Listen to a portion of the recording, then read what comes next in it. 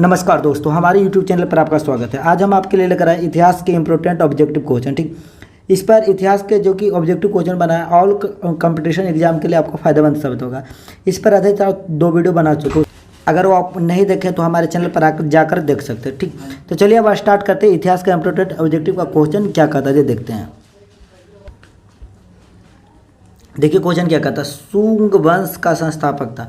तो शुंग वंश का जो संस्थापक था पुष्यमित्र शुंग था। पुष्यमित्र शुंग था, यानी कि शुंग वंश के पहले मगध साम्राज्य में था जो कि मौर्य वंश था। ठीक, उसके बाद मौर्य वंश के बाद कौन आ गया था? शुंग वंश आ गया। उसका संस्थापक कौन था? तो पुष्यमित्र शुंग था। ठीक, भरूत स्तूप को बनवाया था, यानी कि भरूत स्तूप को कौन बनवाया था? तो पुष्यमित्र शुंग ने भरूत स्तूप को बनवाया था।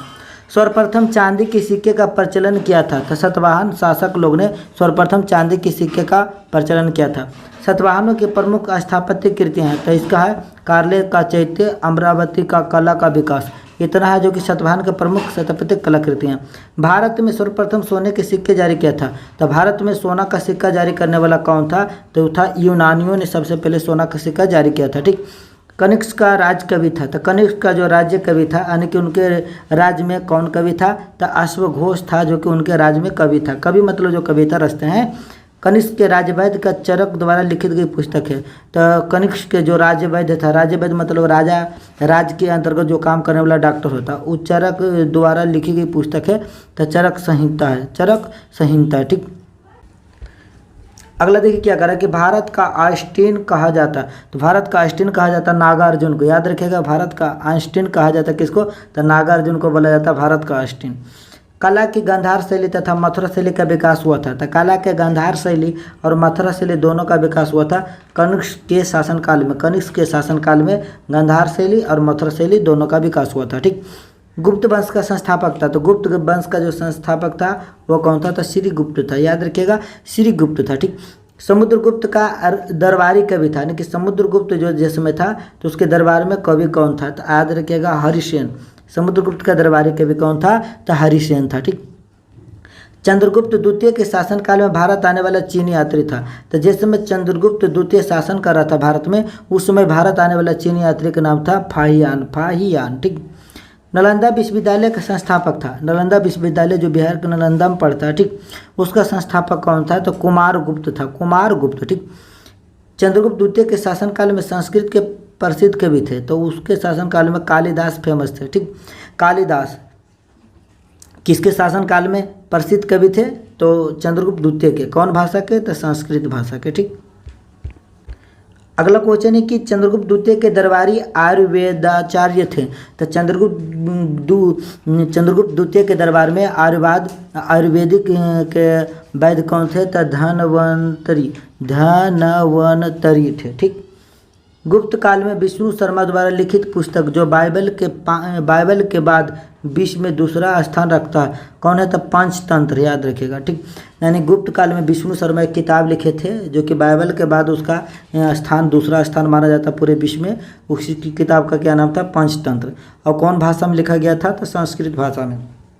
ठीक, पंचतंत्र जिसका लेखक कौन है? तो विष्णु शर्मा। और कब लिखा गया था? गुप्त काल में ही लिखा गया था। ठीक, पृथ्वी सूर्य के चारों ओर घूमती है, सर्वप्रथम बताया था, यानी कि कौन व्यक्ति है जो कि सबसे पहले बताया कि पृथ्वी है जो कि सूर्य के चारों ओर घूमती है? तो आर्यभट्ट बताया था। याद रखिएगा, आर्यभट्ट। ठीक, इस आर्यभट्ट जो थे वो किस काल में थे? तो गुप्त काल में थे। याद रखिए, गुप्त काल में। देखिए गुप्त काल में फेमस व्यक्ति थे जी, विष्णु शर्मा, आर्यभट्ट, कालिदास के भी नाम सुने।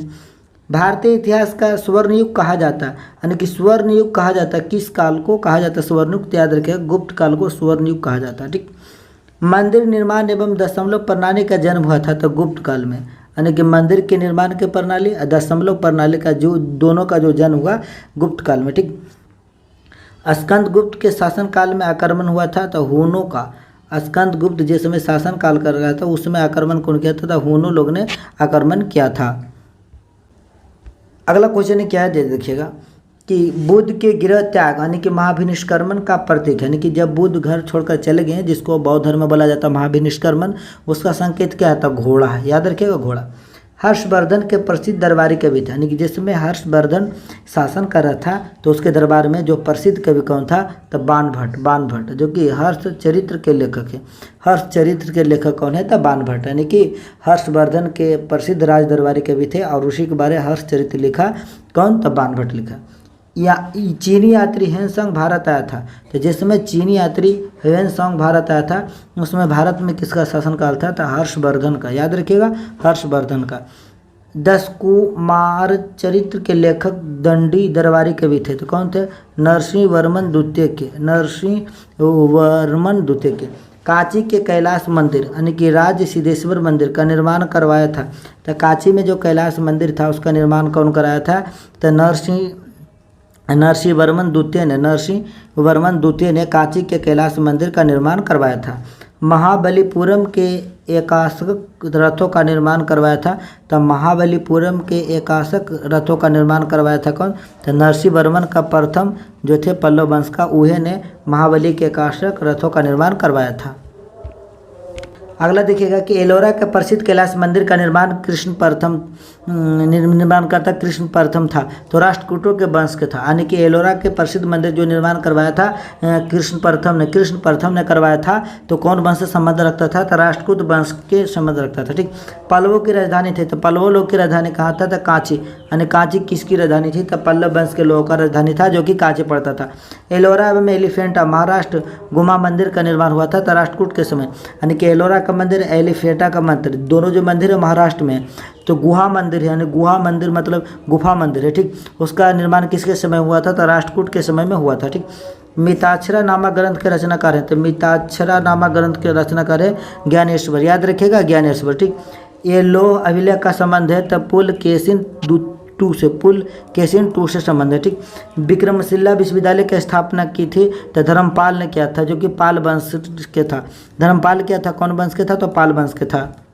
पृथ्वीराज रासो का रचयिता था, तो पृथ्वीराज रासो को जो रचयिता था मतलब इसका रचना करने वाला था, तो चंद्रवरदाई। ठीक, भीम प्रथम के शासनकाल में सोमनाथ मंदिर पर आक्रमण किया, कि जिस समय भीम प्रथम ने शासनकाल कर रहा था तो उस समय सोमनाथ के मंदिर पर कौन आक्रमण किया था, तो महमूद गजनी था जो कि आक्रमण किया था। कब, तो 1025 ईस्वी में आक्रमण किया था। ठीक, माउंट आबू पर्वत जो राजस्थान में पड़ता है पर दिलवाड़ा जैन मंदिर बनवाया था, यानी कि माउंट आबू पर्वत जो कि राजस्थान में पड़ता है उस पर दिलवाड़ा जैन मंदिर कौन बनवाया था, तो भीम प्रथम के यानी कि भीम प्रथम के समांत विमल ने माउंट आबू पर्वत राजस्थान पर दिलवाड़ा जैन मंदिर बनवाया था। ठीक, तो आशा रखते हैं दोस्तों कि आपको ये वीडियो पसंद आएगा। अगर पसंद आए तो एक लाइक ठोकिए और अपने दोस्तों के पास जरूर से जरूर शेयर कीजिएगा। ठीक, और हमारे चैनल पर पहली बार ज्वाइन हो तो चैनल को सब्सक्राइब कर बगल में घंटे और उसे भी प्रेस कर दीजिएगा। ठीक, फिर मिलेगा अगले वीडियो में, तब तक के लिए जय हिंद।